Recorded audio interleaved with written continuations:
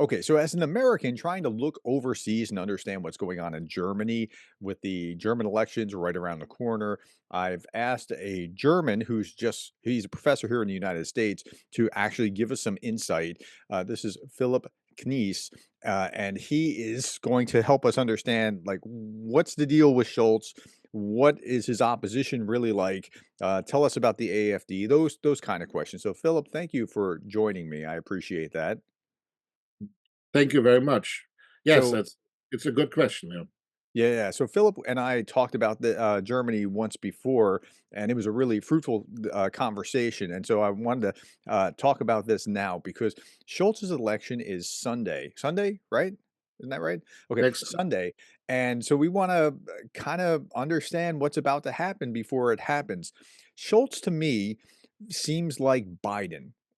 Am I wrong in that? Is that it seems like if you could give a comparison, he seems like he's reluctant, but he wants to do it, but he's kind of reluctant. And now there's not necessarily a Trump equivalent there, so that's a little different. But I'm saying like he wants to support, but he wants to support incrementally, gradually, in a non escalatory way. Am I wrong, or is that a fair thing? Or you tell me how you see it as a German, because if you see it differently, I'm wrong. well, the difference to Joe Biden is Joe Biden used to be a firebrand when he was younger. Hmm. Olaf Scholz never was, Okay. and he is known as the Scholzomat, the Scholz automaton. He used to work with Gerhard Schröder. He is part of this Blair Schröder third way approach to social democracy, and he's been in city government in Hamburg and then in federal government for many, many years. He also was vice chancellor before, so he is a known entity. In that sense, he is like Biden, that he's part of the deep social democrat establishment. Is it perhaps too long being in office? I mean, I'm not Schultz. I'm just saying some of our politicians are past their sell by date. That that that that is typically the case if you are perceived to delay action and if you're not courageous enough. And in that sense, that may well be a conclusion, because especially with Ukraine, as you said, there's this peculiar hesitation that actually plays into the Russian propaganda Mhm. points. Yeah. Um, why is it escalation if the defenders of Ukraine respond to Russian attacks? The only Mhm. one who's escalating is Russia. And so Mhm. even taking over that language of we don't want to escalate is falling into this trap. Mhm. However, there is a German fear, German angst has made it into English, for a reason, because Germany has been at the receiving end of Russian military power. And there is this perception in Germany specifically that Russia is this huge power. Mhm. And it Well, is they kinda are. Like, I huge mean, let's geographically. just be frank. Like, think about this. In the world, you have India and China flip-flopping for number 1 and number 2 with about 17% of the world's population. And then you go to number 9, or you go to number 3, and that's the US, and then you go to number 9, and that's Russia. And then you have to be below about 100,000 to get to Germany, and then a little bit below that, France and England are about tied, right? So, Russia is pretty big. I mean, they are a large power, but they're also a terribly inefficient large power Yeah. in many meaningful ways. Well, they have a relatively small economy, and size matters not geographically, but it matters economically. And Mhm, whether you can enable your population to actually produce something, to create something, and not just as a reaction to tyranny, like the fantastic Russian and Soviet music, but actual production. This is why the sanctions are hurting Russia so much, because Russia has been deeply reliant on Western shipments and Western technology for decades. mhm. Yeah, And so in and that sense, big. well, that's really interesting that you say it like that, because I think Russia was counting on sanctions, like, no, not sanctions, but the gas. Okay, so let's go back to the pipeline deal, right? Uh, the Europeans thought, hey, they won't do this because they want to sell us as gas.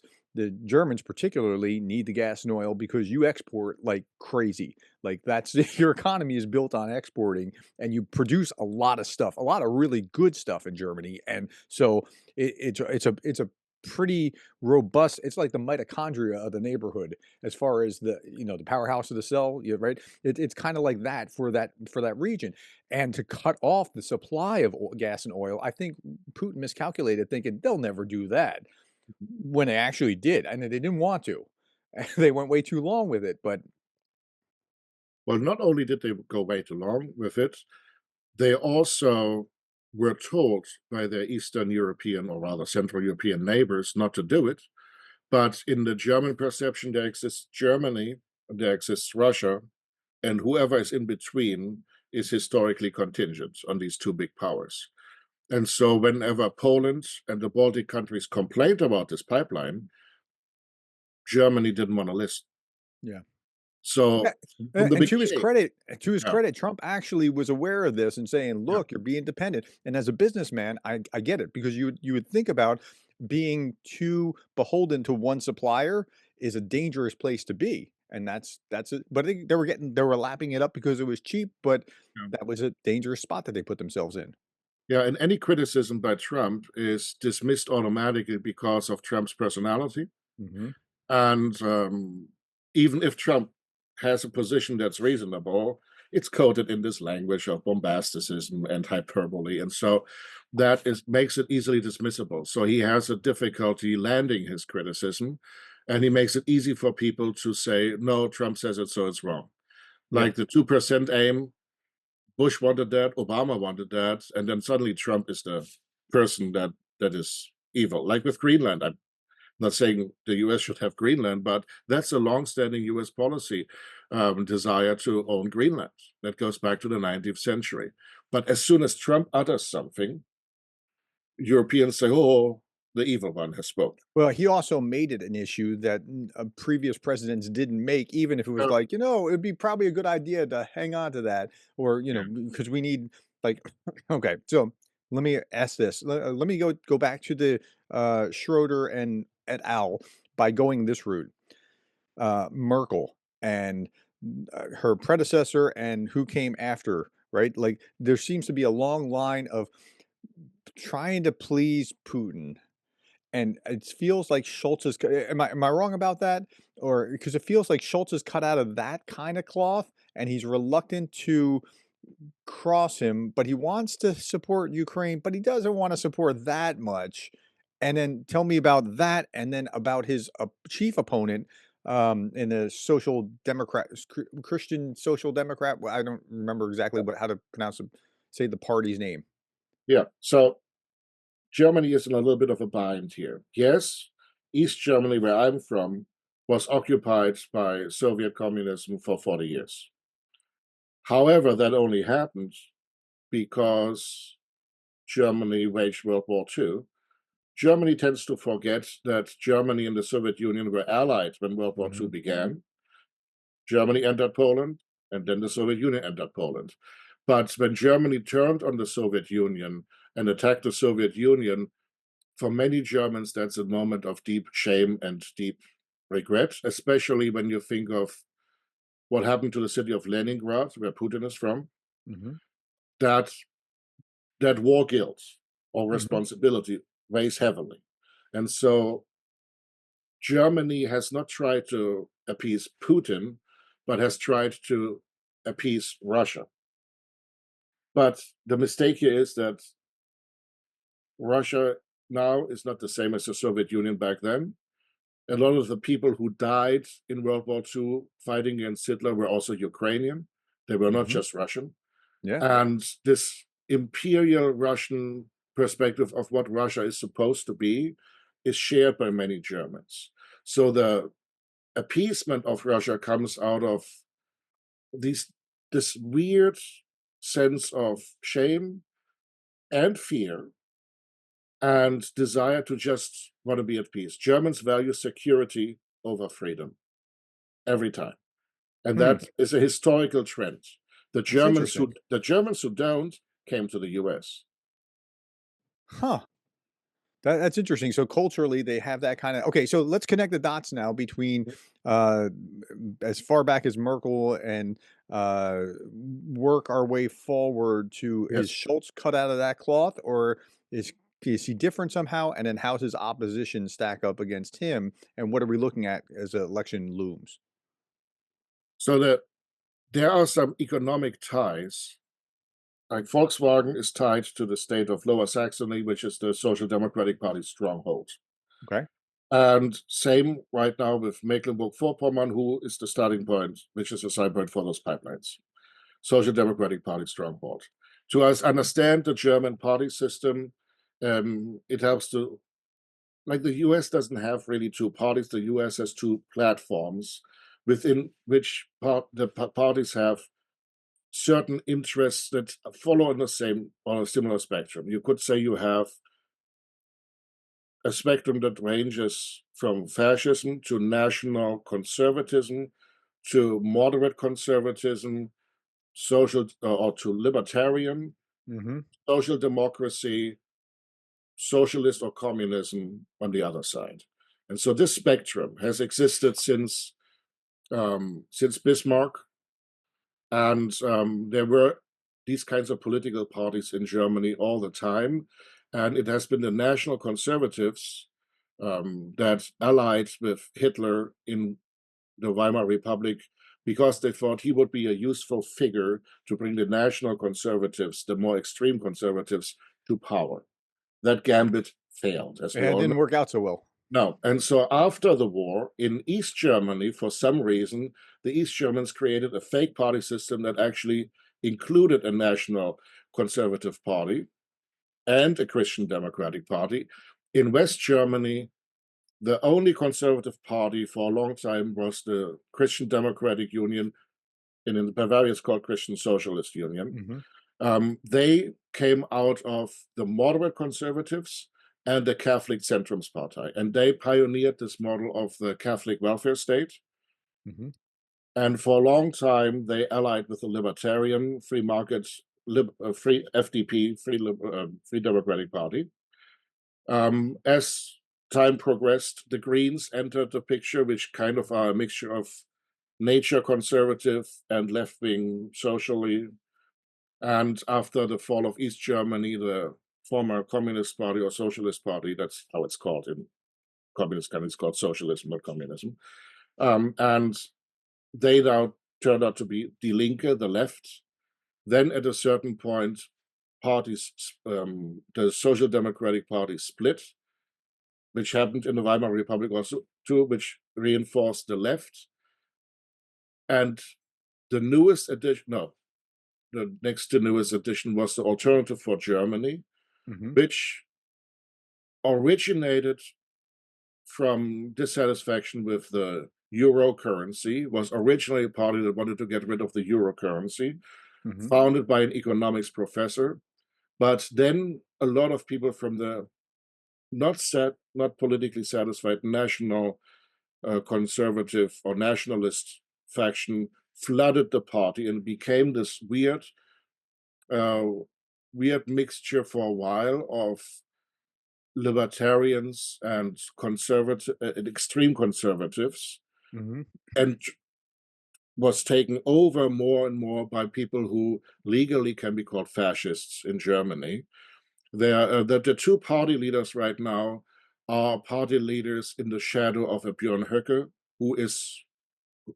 who can be legally called a fascist, and who has made National Socialist sounding like pronouncements for a while. He's calling for a new 1,000 years. He's using Wow. slogans like everything for Germany, alles für Deutschland, which is a slogan by the SS or SR. And he makes clear signals that he wants this party to go in the direction of the NSDAP.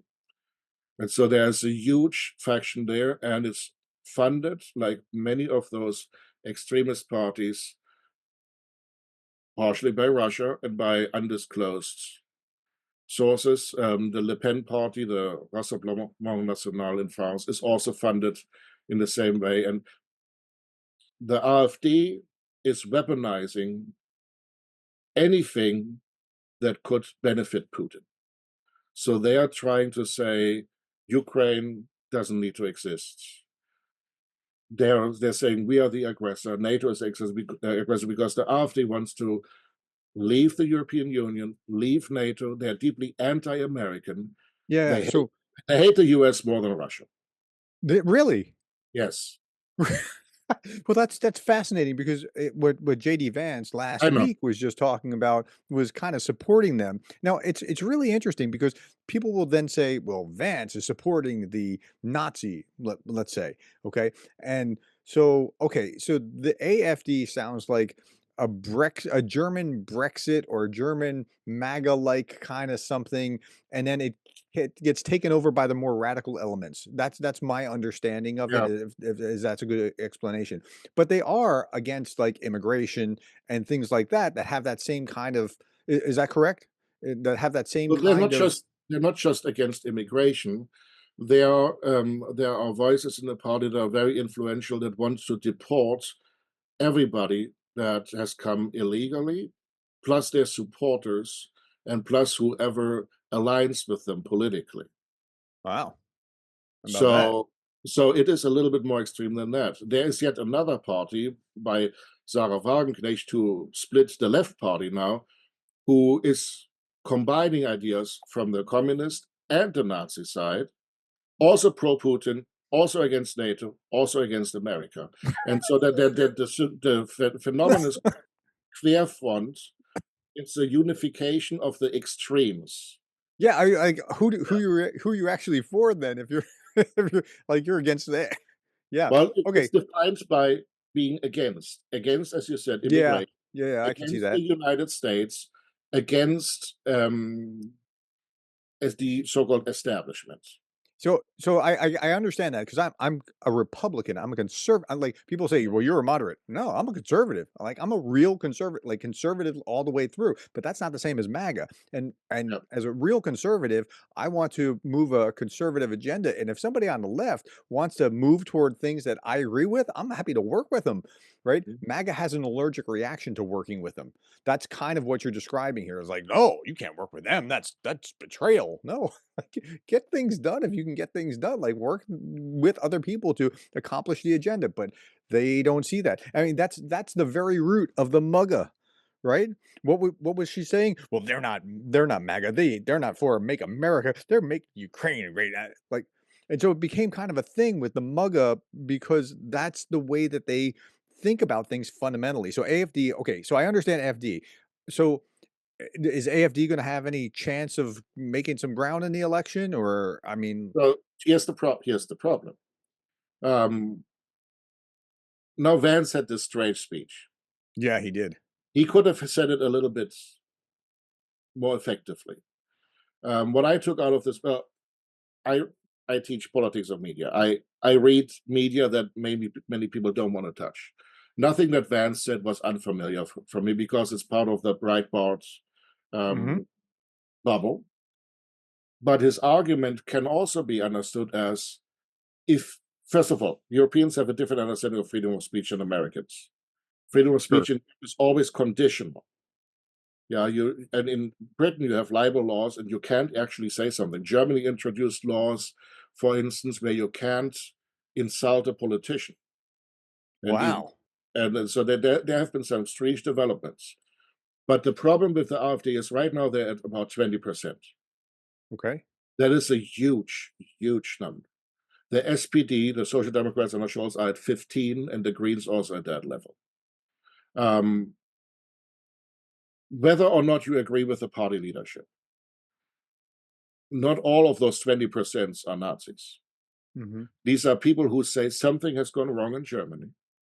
We have stopped nuclear power, which gave us reliable energy. mhm. We have stopped gas from Russia and now have to import it from the evil US. Ah, We have too many immigrants, and there have been violent incidences all the time. At the same time, we have cut back our police. Our trains aren't running on time. We are no longer the industrial powerhouse. And so there's the perception of decline there, which is also fed by the populists. Yeah, mhm. there is the decline from a high level. There's a perception of somehow we are being lied to by the government. Mhm. And for a long time, we've had a coalition now in Germany by the SPD, the Social Democrats, and the CDU, the moderate conservatives, for 20 plus years. So it's been that the center in, oh, no, 20 plus 20 years, kind of, 16 years, and then Social Democrats, Greens, and Liberal Democrats, but it's kind of the same thing. Mhm. So The there's a es so it perception. sounds to me hold on, it sounds to me like the establishment, the populists talking smack about the establishment, like in the Yes, US. and the name Alternative for Germany comes from Angela Merkel's tendency to say her politics is alternativlos, without alternative. Oh, That's that's why the really name. interesting. That's why the name Alternative für Deutschland. And Wow. so Merkel always said, we need as conservatives to not be reactionary, but also modern. I mean, conservatism isn't reactionary. Conservatism is also modern. It's just the attitude to say, before I change anything, I'm going to make sure that I retain what works. Mhm. Yeah, before I break things, I'm going to make sure I don't fire the people that deal with Sure. nuclear Yeah, issues. before you remove a fence, you know Yeah, why the fence was put there, right. yeah. So, or you could also say there is a way to do MAGA by saying I include soft power, I include the perception of America, Sure. and I make sure that make America great again means people agree that America is a power that we want to associate. Yeah.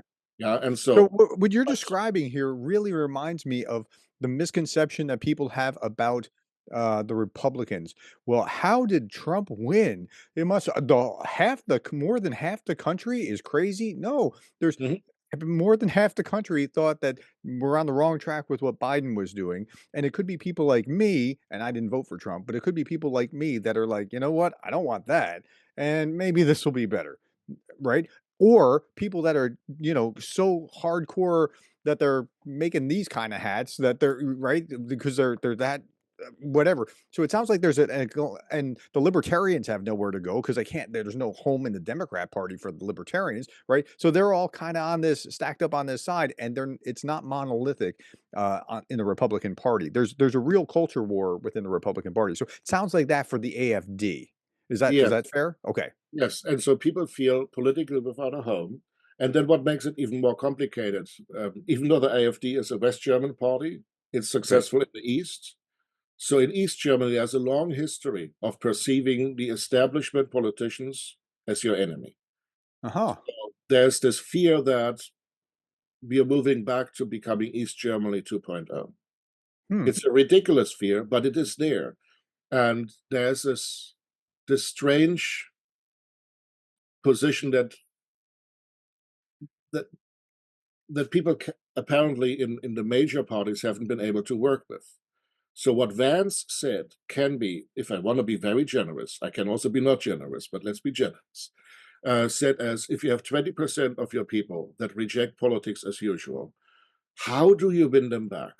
How do you provide political answers that bring them back from the extreme to the center? This is what Merz tried 2 weeks ago when Mhm. he tried to have a vote just as a commitment on making it more easy to deport criminal undocumented immigrants Mhm. and to close the borders a little bit more and to make sure that, for instance, the police can, if they want to deport someone, not just go to that room where the person is supposed to be in, but also to other areas in that house. The laws in Germany make it very impossible to deport anybody. Okay. And sadly, when he proposed this, even though he worked together with the Social Democrats and the Greens, the party voting for that with him was the AfD. So Uh-huh. that tainted him politically. Yeah. And but there are other politicians who say, I make my politics not dependent on who votes for it. But it looked like a potential collaboration between the Christian Democrats and the AfD, which to people who don't understand politics that deeply, sounds like what the National Conservatives did with Hitler. Now, the Gotcha. So AfD is not Hitler, but there are people in there that may be that are close. kinda nuts. Yeah. Yeah, they are. But so I mean, the Nazis were back then. Today we have different politics. I don't like using Yeah, yeah, yeah.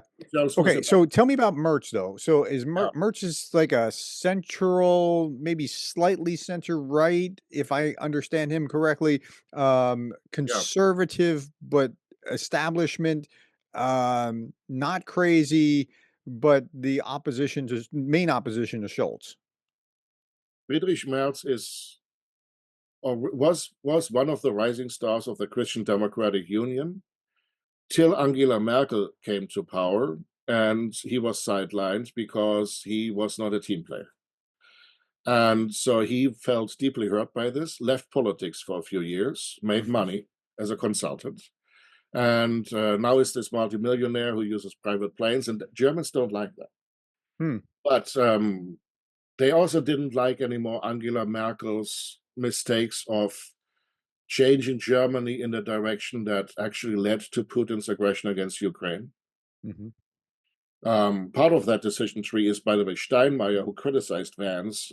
Steinmeier is a person that Ukraine doesn't want to have visit. He's Hmm. the German president right now because he was complicit in those gas pipelines.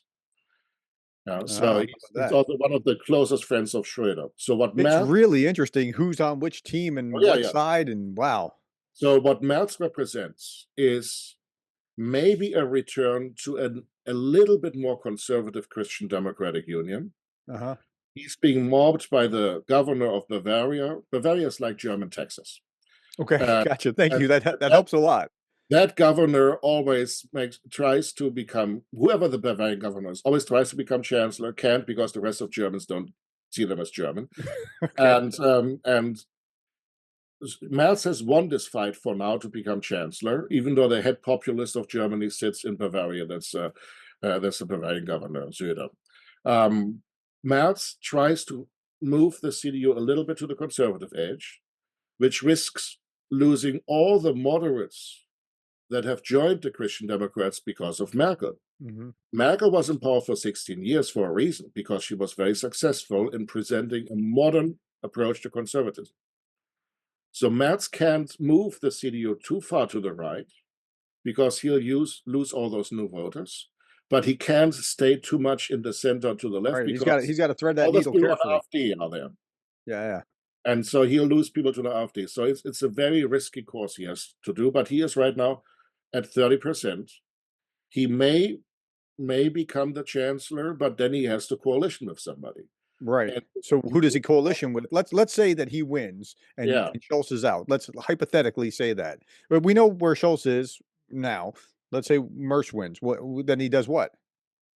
well, he's made it very difficult because everybody on the left now sees him as the helper of fascists. And the main agitators are in the Social Democratic. Scholz says he doesn't trust them, but guess who Merz will have to coalition with? The Social Democrats or the Greens. And the So, Greens aren't enough. well, the Social Democrats and Greens, either of the two, may be enough. There may be the need of a three-party coalition again. By this time, and this is the really ironic thing, even With the the AFD and no, Greens? even the Okay, I was gonna say that would be crazy. former communists, the left party, may be up for coalition. Wow.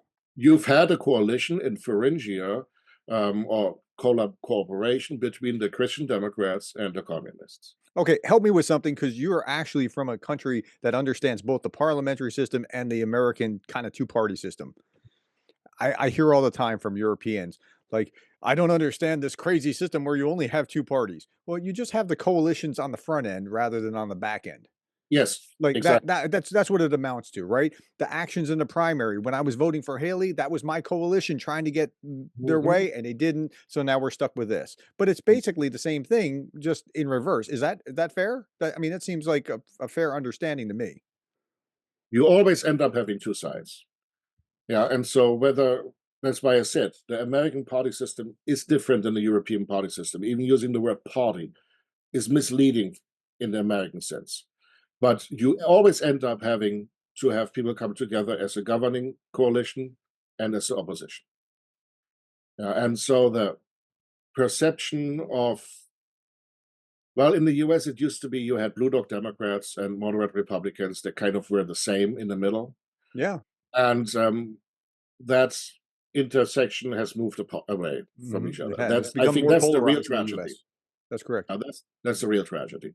Um, but I have a suspicion that it has only moved away in perception.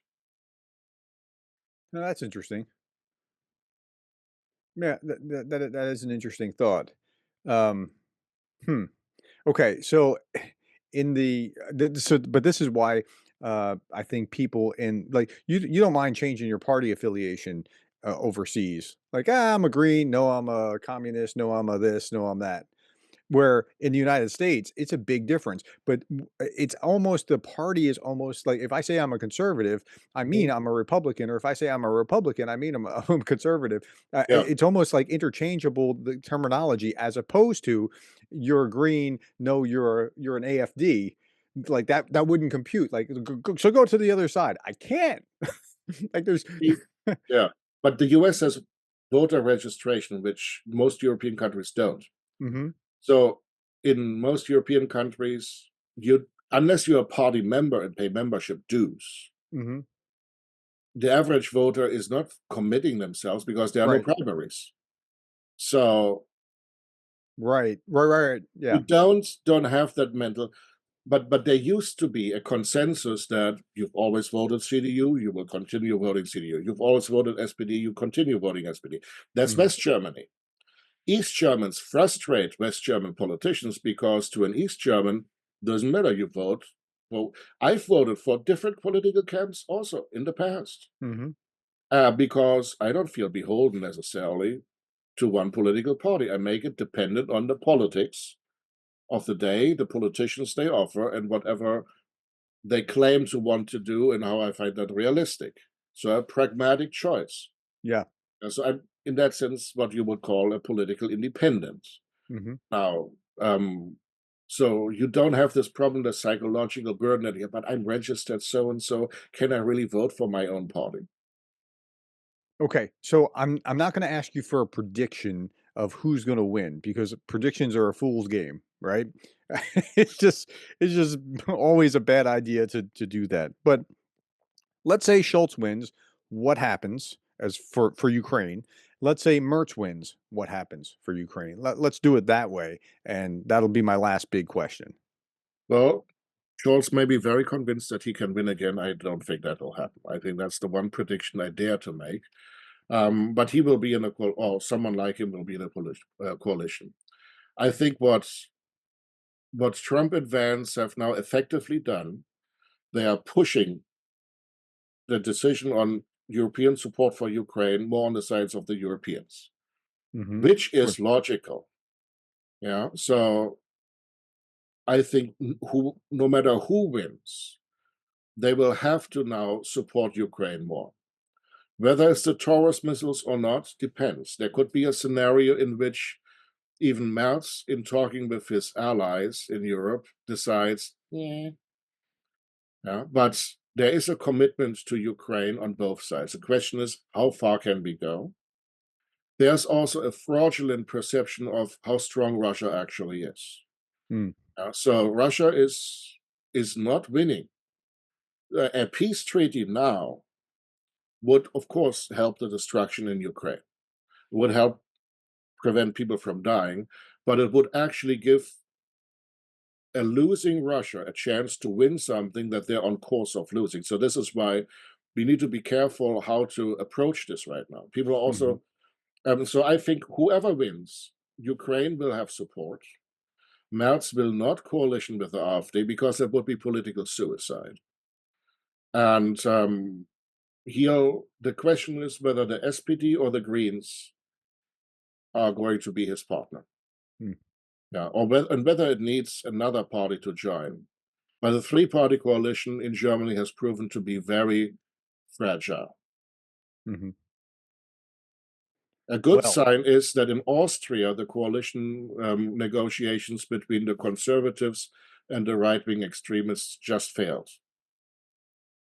And so that may mean that if the conservatives, like Merz is trying, take up some topics that the AfD has hogged, that they may become an alternative to the alternative. Okay. All right. Well, I mean, we'll see what happens. It's going to be Sunday. So, all right. So, Philip, thank you so much for your time and trying to help us understand what's going on. Because as an outsider trying to understand German politics, it's a little tricky to my mind. And but I'm comforted to see that there'll still be support for Ukraine regardless.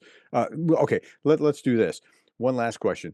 Uh, AFD wins some kind of huge thing where they barely need anybody else and they are like large and in charge. What happens to Ukraine? I don't think that's going to happen, but let's say. No European country on its own can make decisions just like that. Germany, like the US, has one strength: it's a federal system. So even if the AfD wins, or should they win on a federal level, which may happen in a few years if the establishment politicians don't address problems, the states may be able to counterbalance some of those measures. But they would be somewhat hostile, somewhat like a Orban's Hungary or Fico's Slovakia. Yeah, so here's the argument that you could also make. The Green Party came up as a very radical party. They all dressed up like the equivalent of Fettermen. They were like the scarecrows of parliament, and Hmm. they moderated for a time. There's an argument that there are parts of the AfD that are traditional conservatives to whom the moderates have moved too far to the left. Gotcha. If they win power in the AfD over the Björn Höckes, over the fascists, that the AfD may become a normal party, but then you have two conservative parties. There's this overall decline of traditional parties in Europe, of social democrats and Christian Democrats. This is also at play here. Voters want something new. They think in thumbs up and thumbs down, and they don't think in we need to come together and form this consensus kind of government.